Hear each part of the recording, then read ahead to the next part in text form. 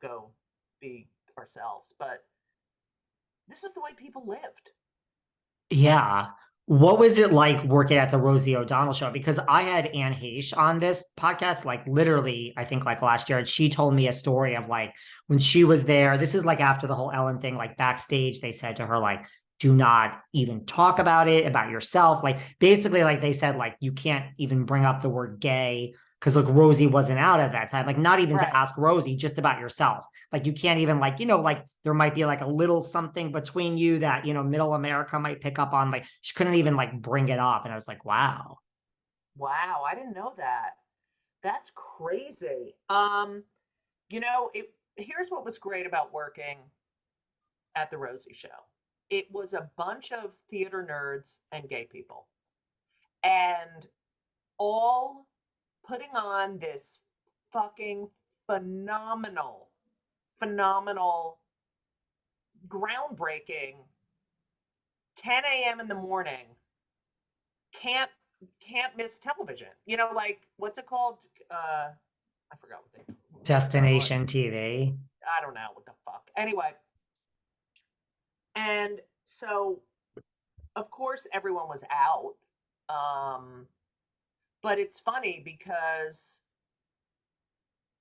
I don't Rosie had I don't when did Rosie have Ellen on and they were doing the Lebanese thing, but it yeah, it was I often thought like I would sit with John McD in the morning and for rehearsal or something. And I often thought, like, if Middle America knew that this is a show put on by a bunch of gay people and theater nerds, and you're fucking addicted, like, I just always wondered, like, what they would say, and if anyone was surprised when Rosie came out, like, really, like, come on. So it just shows how blind people are. But I don't remember. That is crazy about Anne Heche. Yeah. And Rest in just like peace. rest in peace and just like don't mention it. And I was like, wow, this is interesting. Well, you Yeah. did work at the Rosie show. You mentioned your son, Henry. I mean, does Oh, he, does he understand that he was like held by God, by, yeah, by, by the queen of the world? he does. And he loves showing that, like, because it was on the front page of all the newspapers, and it was like, "Oh, Henry," and So Madonna came. They thought it was going to be Lourdes, like she was her first TV appearance since Lourdes was born, and everyone thought she was bringing Lourdes. And when they asked if we could use Henry as a prop, I talked to Sharon and she was like, sure. And this is before 9/11. So she gets to 30 Rock. I'm already there because we had to be there at like 7 in the morning. And so she gets to 30 Rock with the baby, and everyone thinks it's Madonna's nanny who's in a business suit. So that sounds perfect. And the paparazzi were like, she could barely get in the elevator. And she comes upstairs, and we're in the back with Madonna. She's getting, comfortable with Henry. And I said, oh, he loves singing because I used to sing to him. I used to sing when he was in the womb. Like I would just sing, sing, sing. And she starts singing to him and he starts crying. I'm like, great. So I'm on the floor and Madonna comes out with the baby and Sharon's backstage. And then Rosie lets the cat out of the bag and is like, this is actually Judy Gold's son. And my mother hadn't told her friends. And all of a sudden, it was like, Judith had a baby. What happened? How did I not know? And and that it started a whole bit of my act about how my mother would be like, Judith's roommate had a baby, and Judith adopted it. And then it became this whole bit, yeah, ma, because we were sharing the expenses, and I was like, oh, I should probably adopt. And it became one of Rosie's favorite bits. But that was a coming out moment, and you have to realize also for Henry and for Ben, I'm a gay parent. They have to come out all the time. Like there's a burden for children of LGBTQ people they have to come out because people will say, how tall is your dad? Or, oh, what is your, they just ask these questions. And when they went to school, all the forms, like I remember Henry would be like, "What do I write?" It says mother, father. I said, just, let's cross it out. We'll put parent, guardian. And then I called Christine Quinn, who was the speaker uh, of the House of New York, and I said, "Can you do something about this?" And they changed the forms, but has been an ongoing battle. And I think Henry absolutely knows, oh my God, Madonna, and if it could get it when he was in college, if it could have gotten him laid, I'm sure it did. But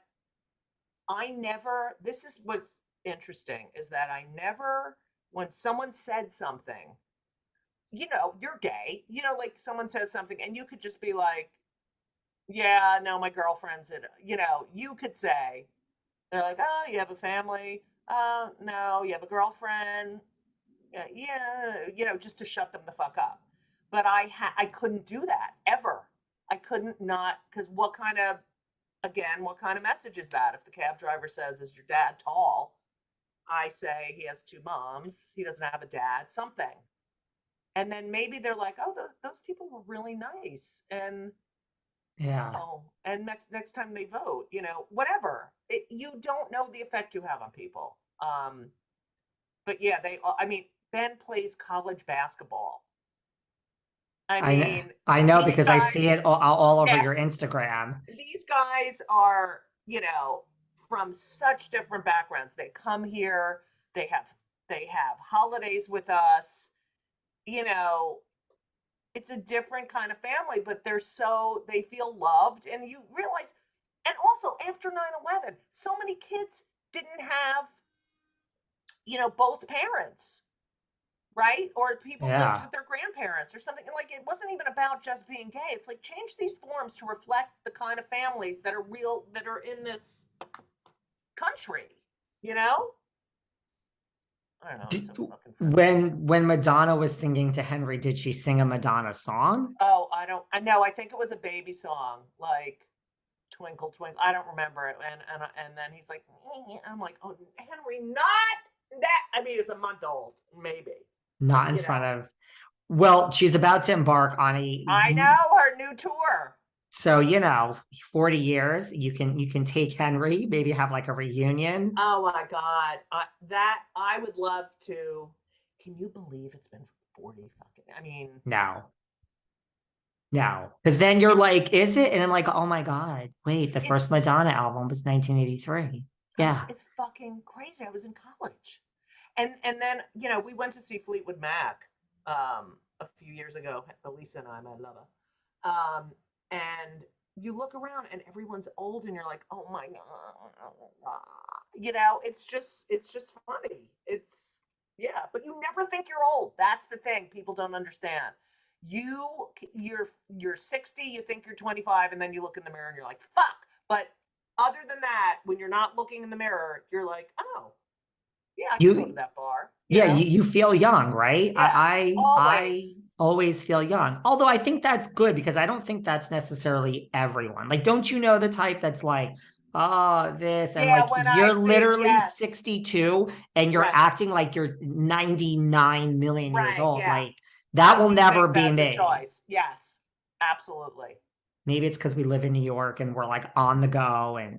Oh, please, there's plenty of like 60-something-year-olds who are like,